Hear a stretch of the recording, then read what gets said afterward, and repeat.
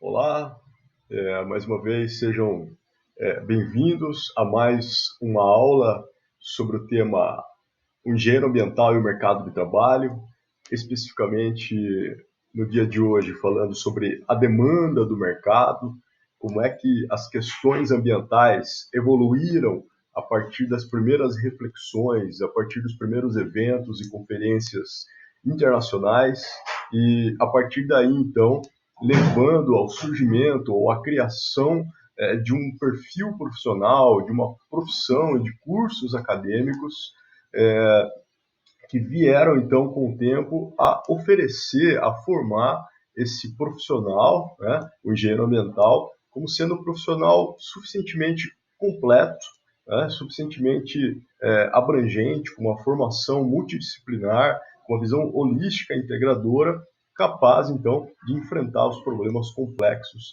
da sociedade contemporânea. Né?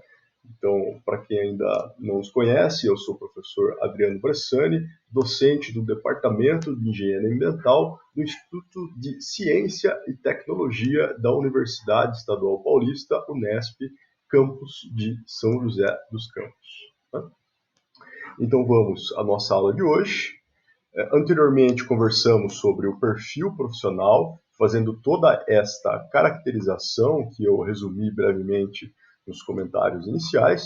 E hoje, então, falaremos sobre a demanda do mercado de trabalho. Né?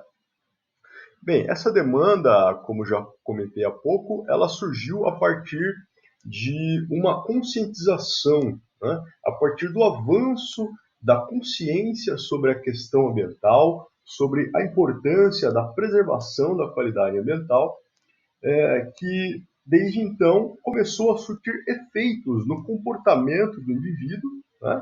E da sociedade enquanto coletivo, né? De indivíduos que, conscientes das interferências ou da influência do seu comportamento sobre a qualidade ambiental, começou então a se mobilizar, né, e através de eventos, de conferências, a transmitir essa reflexão para o resto da sociedade. Né? Essa pressão ela teve como um dos efeitos muito importantes também um avanço na legislação ambiental, ou seja, na criação de um conjunto de normas, de disciplinas, de diretrizes que passaram a disciplinar o comportamento do indivíduo em sociedade e, mais que isso, né, a disciplinar o comportamento, né, das atividades humanas, né, dos empreendimentos, de tudo aquilo, né, indústria, comércio, serviços, que possam, de alguma forma, interferir com o meio ambiente e, dessa forma, levar a uma degradação da qualidade dos recursos. Né? Então, tudo começa com o avanço da conscientização ambiental, né, que se reflete ou se manifesta através da pressão da sociedade, que, por sua vez, tem como efeito um avanço na legislação. Né? Então, aí você passa, além da pressão social, então uma pressão normativa, uma força de lei, né? Que, consequentemente, leva as empresas, as indústrias, as atividades humanas a se adaptarem e a buscarem, com isso, um avanço no seu desempenho ambiental. Ou seja, uma pressão de mercado agora. Você tem o cliente, você tem o consumidor exigindo que a empresa tenha um ISO, né? O selo de qualidade ISO de 14.000, né? Tem ali uma transparência com relação à sua responsabilidade socioambiental. E tudo isso nos leva, então, a uma mudança de paradigma, ou seja, passamos a focar agora a questão ambiental como sendo uma questão do nosso cotidiano, algo intrínseco à sobrevivência da própria natureza humana.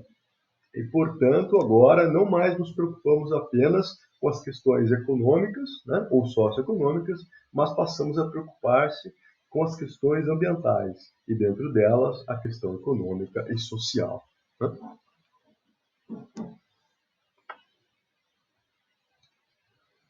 Bem, retornando então, né, ou seguindo adiante, nós temos aqui,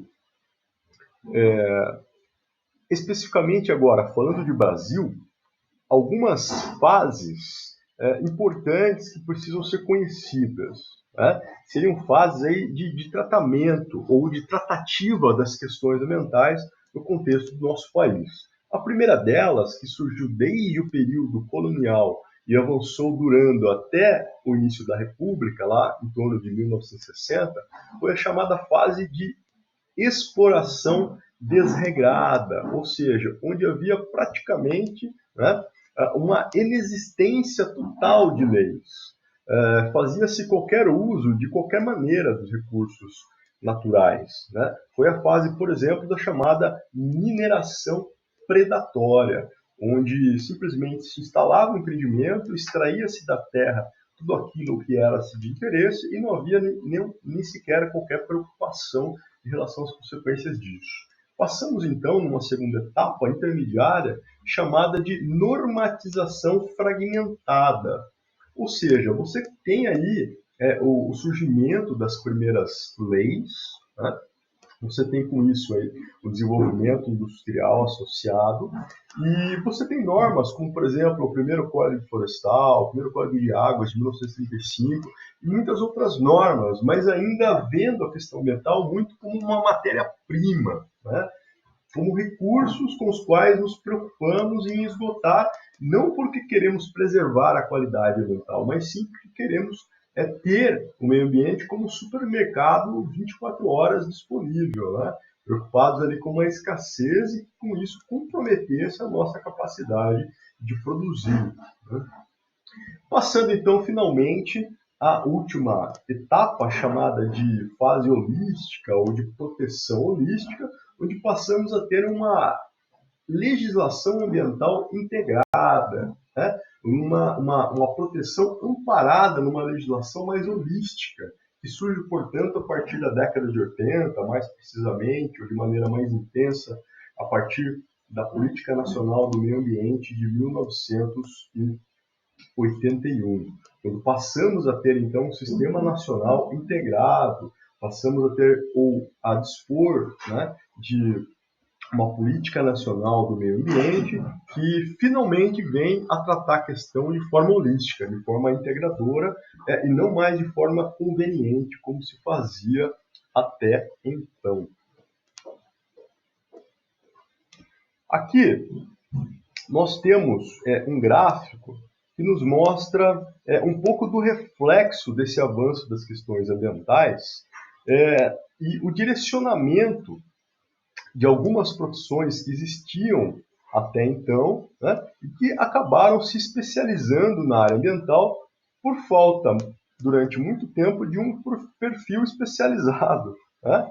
Nós temos ali vagas anunciadas na área ambiental dedicadas exclusivamente às engenharias, né? Vagas na área ambiental anunciadas por área de engenharia, e vemos que o engenheiro ambiental responde ali por 7,5%, né, das vagas anunciadas, né, com perfil específico.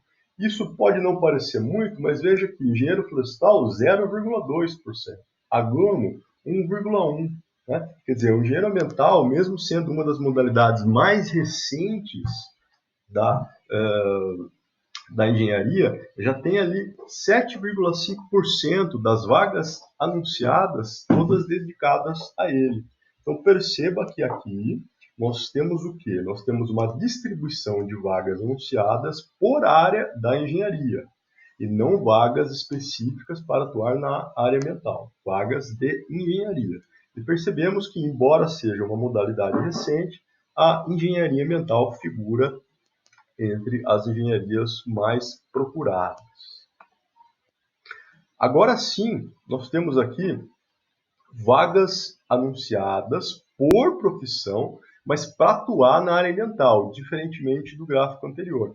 E aqui nós vemos que, para atuar especificamente na área ambiental, o engenheiro ambiental tem de longe a maior proporção das vagas anunciadas, alcançando ali mais da metade delas, 56,3% precisamente.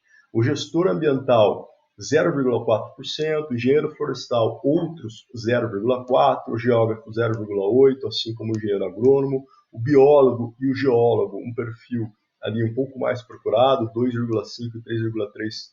por cento, respectivamente.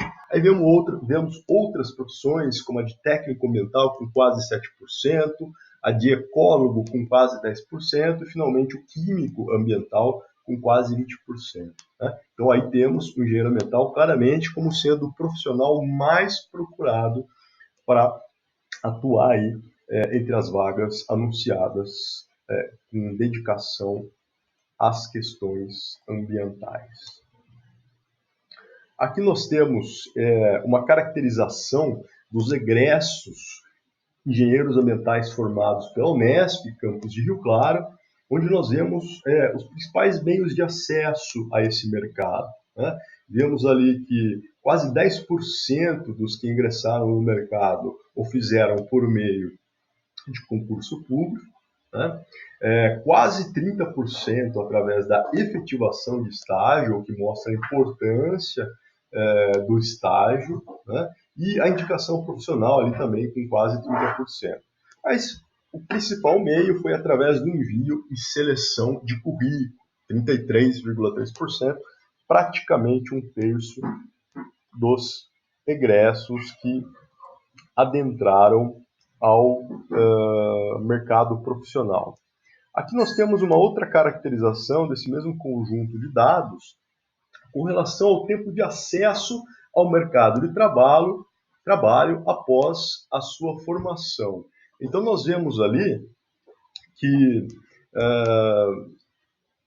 praticamente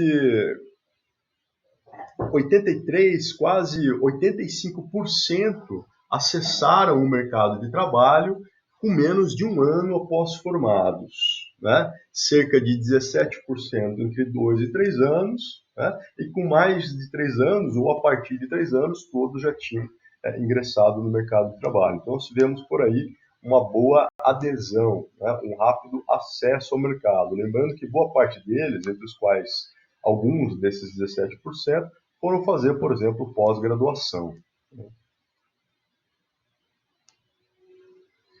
Aqui nós vemos uma caracterização por área de atuação. Então, nós vemos cerca de 10% desses egressos atuando como profissionais autônomos na área de consultoria, por exemplo.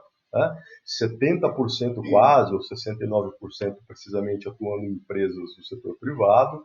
10% em empresa própria e 11% em órgãos públicos da área ambiental, como prefeituras, como órgãos do Conselho Nacional do Meio Ambiente, do Sistema Nacional do Meio Ambiente, como a IBAMA, a CETESB, entre tantos outros.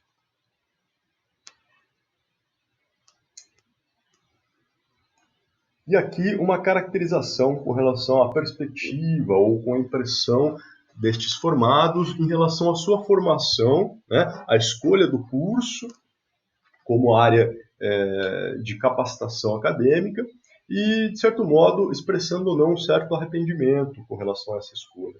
Nós vemos respostas desses egressos do curso de Rio Claro a seguinte questão: se pudesse voltar no tempo, voltaria a cursar engenharia ambiental? Mais que 70%, ou precisamente 73%, disseram que certamente, né? 15% disseram que fariam outra engenharia e 12% que fariam um outro curso qualquer, não precisamente ou necessariamente a engenharia. Bem, com isso nós demos uma rápida perspectiva, né, ou uma retrospectiva, mais precisamente, do que foi a evolução do mercado de trabalho, né, com o avanço da pressão da sociedade, com o avanço da questão das normas e da própria ou do próprio mercado, né, com relação às exigências, né, às suas exigências em relação ao desempenho ambiental das empresas, e com isso impulsionou tanto a especialização de outros profissionais para atuação na área ambiental, quanto a criação da própria engenharia ambiental, que, como nós vimos, apesar de estar entre as mais recentes áreas da engenharia, é atualmente o profissional mais demandado, com o maior número de vagas anunciadas para atuar nessas áreas, né, relacionadas diretamente à questão ambiental. Obrigado pela atenção de todos e até a próxima aula. Forte abraço.